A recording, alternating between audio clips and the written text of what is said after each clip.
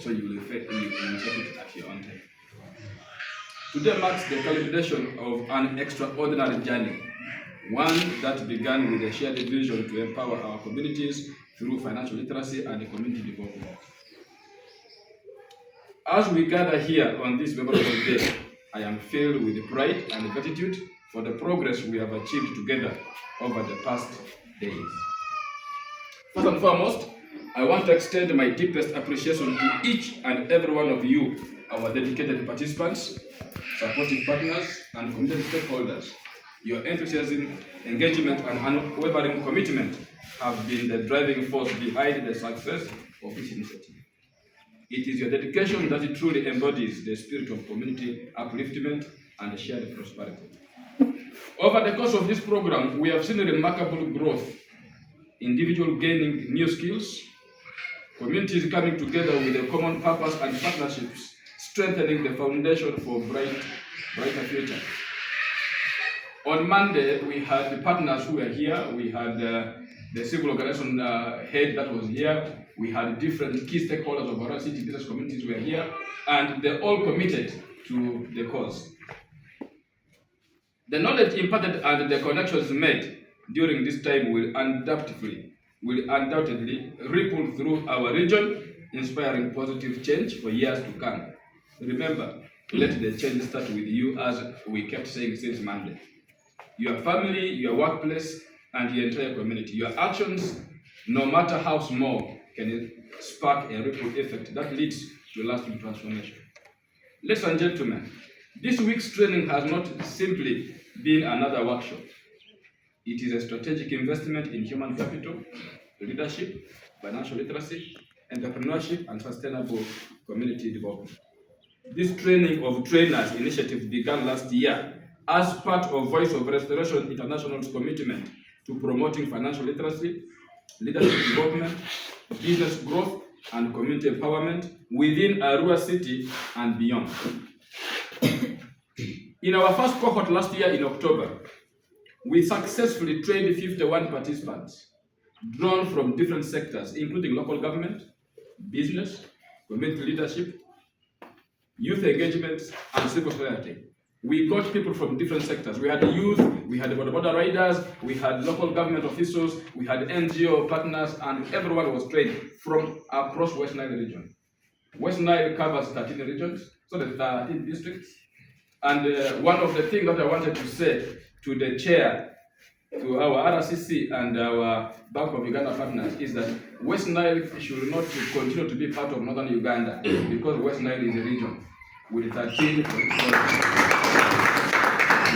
population, and therefore we request that we are treated independent of Northern Uganda. The impact of the training that we had last year has been encouraging. Many participants have continued applying the knowledge in their workshops, businesses, circles, savings groups, and communities, while others have gone ahead to mentor and support additional groups within their areas of influence.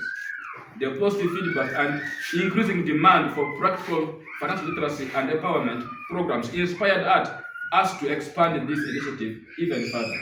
That's why we were, within the platform, we had over 100 people. Some of you saw that platform. Over 100 people, everybody was yearning to be part of this. And that is why we thought, if possible this year, we can even have another training, at least in October. That was our designed plan as a Voice of Restoration, to have at least 2 trainings of trainers this year. One in May, another in October.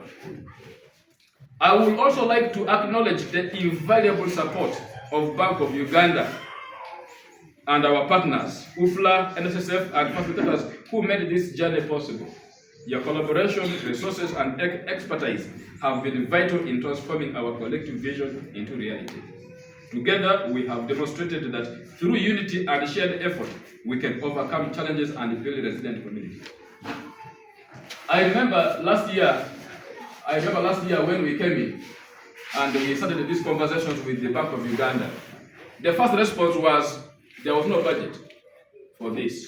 But we continued conversing, and we then said, what if we ask our people to contribute for their refreshments, for their meals, and for their venue. Can't BOU still come and support us train? That was the commitment we made last year. So BOU asked us that we mobilize the resources, we mobilize the people who can take care of themselves, because BOU will not give transport for the organizers, they will not give transport or any fee for the organizers and also for the participants. However, they will support the trainers and they will do the training. Last year, we had the first training, and this year is how we have also been able to do this. And I want to appreciate these people because they have been able to make their own contribution of 100,000 to take care of their meals and to take care of these facilities here for the last 5 days. Let's appreciate ourselves. At this pivotal moment, I want to make a strong and clear commitment on behalf of Voice of Restoration International. We are fully dedicated to supporting the ongoing financial literacy movement in Uganda. Our civil society organization, as Voice of Restoration, will continue to work tirelessly to promote financial inclusion, empower communities, and advocate for sustainable development in Arua City and West Nile region. We pledge to partner with all stakeholders committed to the national progress. And now, I want to challenge each of you today. Like I said it on Monday, and like I did it in the other training, please, now that we are trainers, let's join the Uganda Financial Literacy Association and become part of this powerful movement. By becoming members, you will not only continue to learn and grow, but will also contribute to shaping policies, sharing best practices, and advocating for financial inclusion across Uganda. Your participation in this movement will amplify the impact we have started here and help create a ripple effect that reaches every corner of our nation. Together, we can build a Uganda where financial literacy is a fundamental right, empowering every individual to make informed decisions and build a prosperous future. One thing that I want to also emphasize why I'm saying across Uganda and even out of Uganda is, even within here, we have refugees. We were intentional because West Nile hosts over 1 million refugees. And Arua City alone hosts 24,000 urban refugees. Koboko municipality hosts 25,000 refugees. And our hope was, as a Voice of Restoration, we cannot go and train everywhere because of language barriers. That's why we picked all of this kind of group of people, so that everybody will go and castigate this message in their own local languages. As a matter of fact, West Nile has more than 10 languages spoken. From Pakwach to Koboko, to Obongi, to Ojumani, there are so many languages here. So, but we want to train our best, we want to do our best to train more trainers across this region, so that at least this message is in the local language for ease understanding. While today marks the end of this phase of the training, it also signals the beginning of new opportunities. Let us stay connected, support one another, and keep the momentum alive. The journey towards a prosperous and inclusive Uganda is ongoing, and your continued involvement is crucial. In closing, I want to express my heartfelt gratitude once again to you, the participants, for your participation and your commitment. Together, with the unwavering support of Voice of Restoration International, let's work together to shape a brighter future for Arua City, for West Nile region, and Uganda. One informed